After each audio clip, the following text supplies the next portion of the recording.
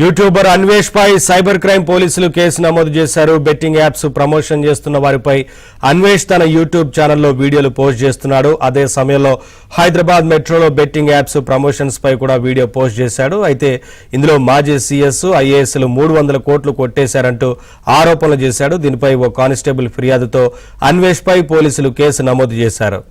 Updates మా crime correspondent శశిని అడిగి తెలుసుకుందాం.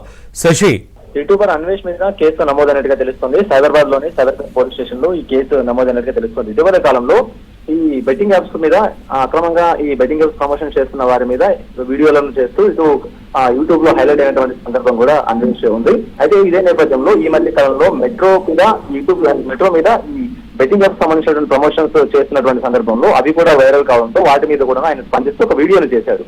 సుమారుగా 300 కోట్ల స్కామ్ ఈ మెట్రో రైలు మీద బెట్టింగ్ యాప్స్ ప్రమోషన్ సంబంధించినటువంటి అంశంలో ఉంది అంటూ కూడా ఆయన ఆరోపణ చేశాడు. ఇందులో డీజీపీతో పాటు ఆ తర్వాత మెట్రో ఎండీ ఎన్ఈఎస్ రెడ్డితో పాటు మాజీ సీఎస్ గా పనిచేసేటువంటి శాంతకుమారి, ఆ తర్వాత దానకిషోర్, వికాస్ రావుకు సంబంధించినటువంటి పాత్రను కూడా ఆయన అందులో ప్రస్తావించినటువంటి సందర్భం కూడా కనిపించింది. సో ఈ నేపథ్యంలో ఈ వీడియో పెట్టి 4 రోజుల తర్వాత తాజాగా ఆయన మీద కేసు నమోదైంది. ఒక కానిస్టేబుల్ సైబర్ పోలీస్ స్టేషన్ లో ఫిర్యాదు చేశారు.